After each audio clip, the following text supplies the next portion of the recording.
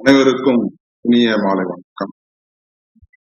திரு செல்வகுமார் அவர்களே, உலக தமிழ் வம்சாவளி அமைப்பினுடைய தலைவர் மற்றும் இங்கே வந்திருக்கின்ற அனைத்து அறிஞர் பெருமக்களுக்கும் அவர்களுடன் நான் கலந்து உரையாடுவது உண்மையிலேயே எனக்கு மிகுந்த மகிழ்ச்சி அளிக்கிறது. ஏனென்று சொன்னால், ஒரு நாட்டினுடைய மிக முக்கியமான முதுகெலும்பாக கருதப்படுவது கல்வி.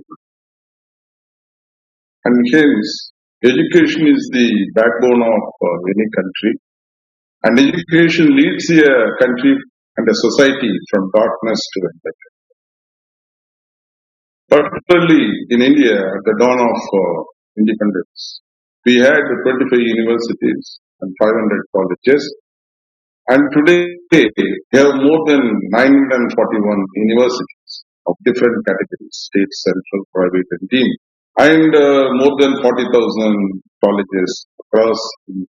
But we have to remember one thing in person, and that is, India is a multicultural society with varied economic zone and cultural zones and social, differences, and hence socio-economic differences are there across India. So under such circumstances, we have achieved after independence, 70 years of independence. The gross enrollment ratio in India is right now is 26.6%. And the national education policy of 2019, in fact, envisages our, in next 10 years, our goal is to reach 50% of GDR as in the developed nations. And this is really a task before us, it's a challenge before us. And hence, our higher education system faces many challenges and global challenges. Particularly today, what we are facing is the challenge of COVID-19. And COVID-19 has transformed our education, which many of the stalwarts have been indicating, moved from education 1.0 right now to education 4.0, in tune with industry 4.0, and we are going to move towards education 5.0, industry 5.0, which means the education should be in tune with the growing needs of the industry. And that is the reason why our National Education Policy 2019 reiterated a fact that the graduates coming out of all the educational institutions must have knowledge and skills. And the education should provide both knowledge and skill. Today, what we have before us is we have moved from teacher-centric education to student-centric education, and from student-centric education to digital learning, and from digital learning to what we call online platform. COVID-19 has silently ushered in a new era in Indian education system. And we have been looking forward when we will move towards the, say, online platform and education 5.0. But the moment COVID set in India after, say, March, say, 23rd onwards, 2020, all the education institutions, small or big, private and public, they have moved to online platform. Even in our university, Alagappa University, and I would like to state here one more fact. The fact is, some of the state universities, most of the state universities across India, more than 300 in number, we cater to inclusive education. That is most important. Inclusive education is that these state universities are situated not only in say, metropolitan areas and cities, but also in rural areas. Under such circumstances, we cater to the needs of first generation learners, mostly women students. Today, Alagappa University, though it is particularly categorized as Category 1 university among the state universities in Tamil Nadu, the only state university to attain that status, and also to receive the RUSA grant of 100 crores along with the 10 other state universities across India.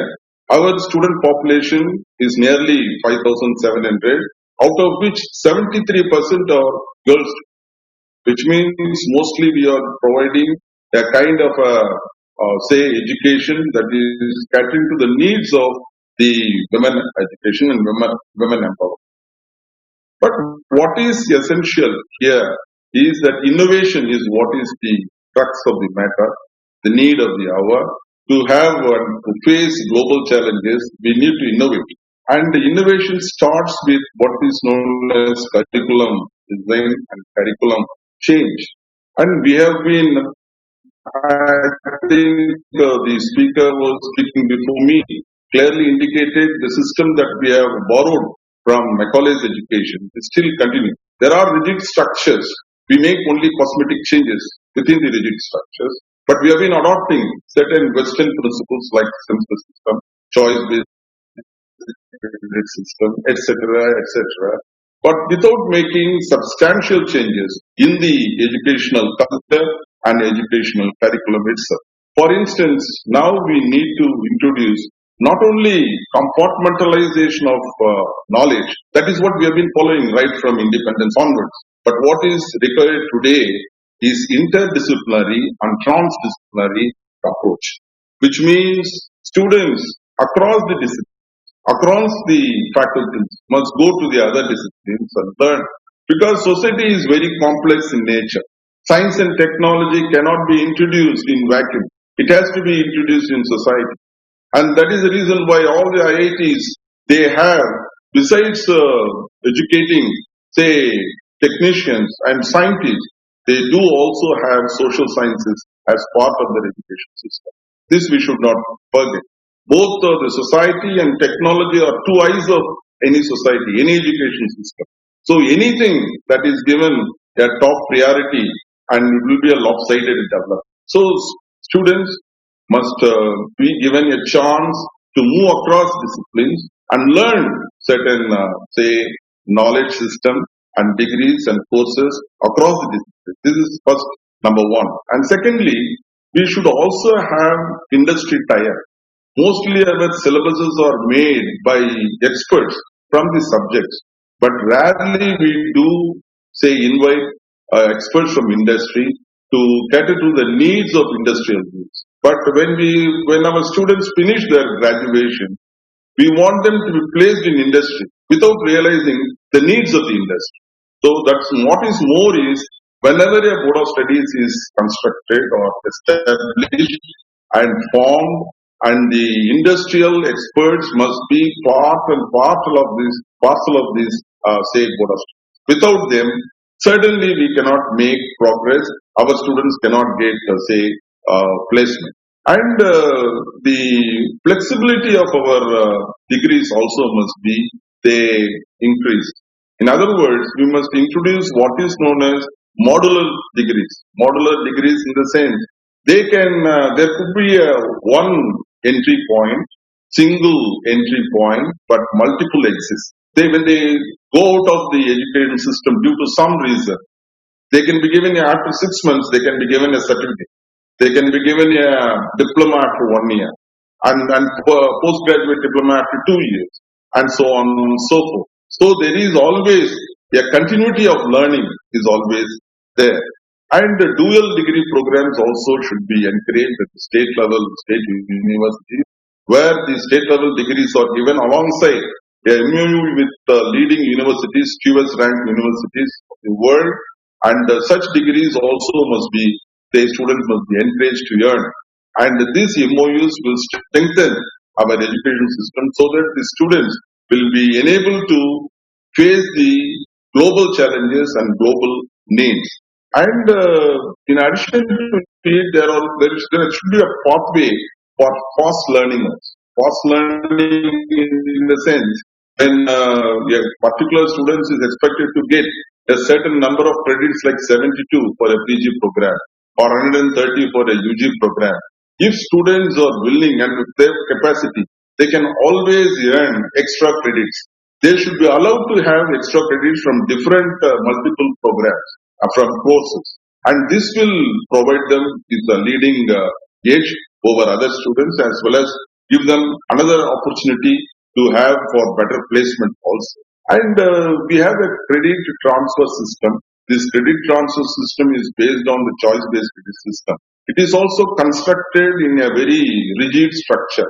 It is always done within the framework of a university, within the, say, a faculty also sometimes. But what is essential is students, what we are envisaging at Alagappa University is students from affiliated colleges, if they wish, they can come and say, join any of the courses offered in our science programs or arts programs, and with certain percentage of students will be allowed for a particular course, and those students who earn such credits, and these credits will be transferred to the parent institution, and thereby there will be a movement of these students, because universities are, say, and the higher learning centers and research centers. So we must be in a position to encourage the affiliated colleges to come to the university and experience the facilities available in a university. And I think these changes are all the more essential. Most importantly, teaching must be a dedicated one, and learning must be a kind of a joy, and it should not be a burdensome. And this is what is the urgent need of our entire educational system must be structured in such a manner that we produce not only great intellectuals but also men with head and heart of quality. I also congratulate our திரு செல்வகுமார் அவர்களை நான் பாராட்ட விரும்புகின்றேன். ஏனென்று சொன்னால் உலக தமிழ் வம்சாவளி அமைப்பு ஐநாவின் அங்கீகாரம் பெற்றிருக்கின்றது. ஆகவே அந்த பெற்றமைக்காக என்னுடைய வாழ்த்துக்களையும் பாராட்டுக்களையும் தெரிவித்து விடைபெறுகின்றேன். நன்றி, வணக்கம்.